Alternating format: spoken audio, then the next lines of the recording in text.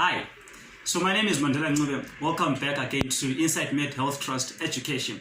So we have just been looking at the introduction to lifestyle diseases, and the last video we did, we looked at the risk factors to the general lifestyle diseases, and we talked about the fact that we actually do have a problem, despite the fact that sometimes we are not aware of the problem, but we actually do have a problem. Now today I just want to talk about hypertension, but before I do that, we always go back through our routine thing and say, please do follow our pages on Facebook, our Twitter, and also like our YouTube channel, subscribe, and do share with friends and bring them in. And in the comment section, you can always put in some questions, you can always put in some feedback. We'll so much appreciate that to improve what we produce. Now, today I want to talk about hypertension, as I said earlier on. So first of all, let me define what hypertension is.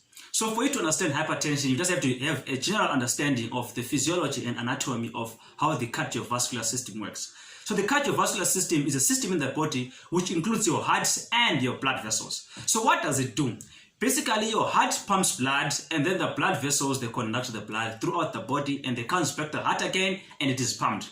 So what happens is that when you have hypertension, it means that the pressure of the blood is too much, and there are many causes to that. So what you have to understand is that your cardiovascular system is a closed system.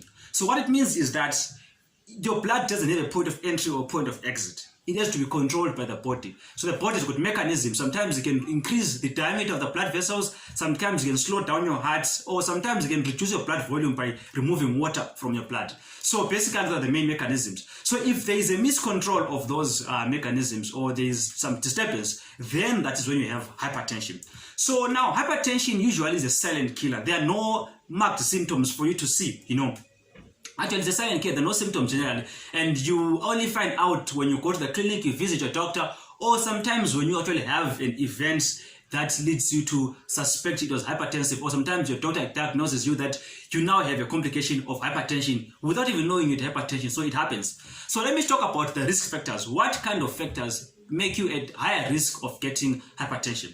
As mentioned in the previous video, we can have some non-modifiable risk factors. For example, old age. Something like, not really old, but something like above 50 for ladies, usually, they are at higher risk of getting hypertension. And that comes with age. Your blood vessels thickening are not really functioning normally, and also your hormonal imbalance. And then let's talk about also familial. Some families have got a higher risk of blood pressure, and generally because of other genetic problems. So in hypertension now, let us talk about other things which you can do, modifiable risk factors. Let's start with smoking and alcohol intake. Those ones, they always go together, and they're a risk factor for hypertension. It has been proven that in many studies. Let's talk about a high salt diet. It is something that we don't really pay attention so much, but it's actually a very key risk factor to hypertension.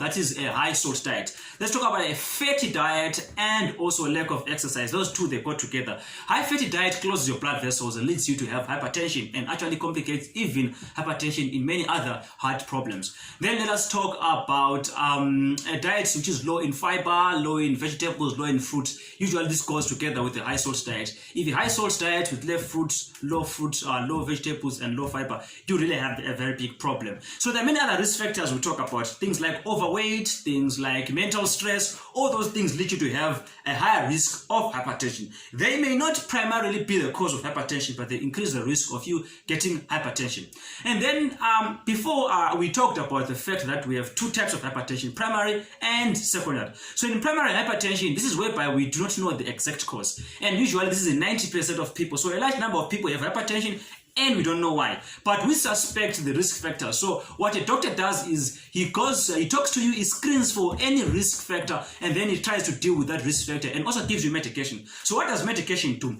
Hypertensive medication can reduce your salts in the body so that you don't retain too much water. It can also help you eliminate your water by diuresis, that is moving water through the kidneys. Then it can also help you by opening your blood vessels, that is like vasodilation. It can also help you by reducing the strength and the rate of your heart, so that it can help you control your amount of blood circulating per time, that way controlling your hypertension. What else is important? Now, when we go to secondary hypertension, we have conditions which are specific. So what it means is that we can actually pick out a condition and say, this is your problem. And then when we pick out the problem and we deal with the problem, we've actually dealt with the hypertension. For example, thyroid problems. If you have hyperthyroidism, it means you have a thyroid gland which is working too much. If it's working too much, we can control it, and then we have ruled out our hypertension, and then our hypertension shall be controlled. So things like cancers, things like chronic kidney disease, and many other conditions we'll look at in the future. So what are the complications of hypertension? So what may happen after you have hypertension for a long time? You can have the tiredness of the heart leading to heart failure. So your heart can actually fail and stop pumping because you have been overusing it and it's so tired. And then let us talk about peripheral arterial disease. Your blood vessels can get damaged by the blood pressure. Then let us talk about end organ failure, things like chronic kidney disease. Those things can actually have kidney disease and end up having kidney failure. So actually the kidneys are so much affected because they're very delicate organs. Now you can have cerebrovascular accidents, very common cause of hypertensive complications actually, and death, especially in our setting here.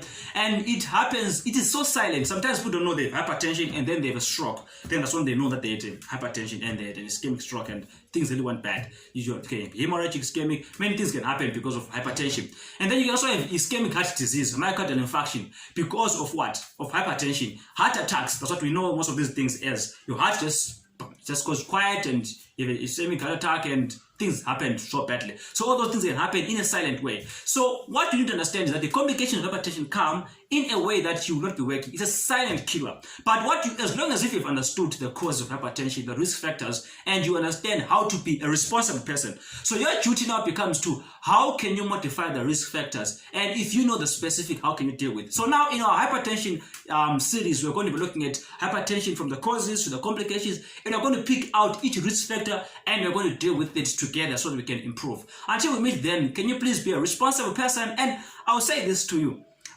You know, in this century which we live in, people are so educated. People have so much information. It's everywhere. I think too much information makes people lazy. I don't know. But generally, we can know so much about cars. But how can we know about cars and computers without knowing about our bodies? So let's invest in knowing our health and let's be responsible for our health. Until we meet then, stay healthy. Take care. Thank you.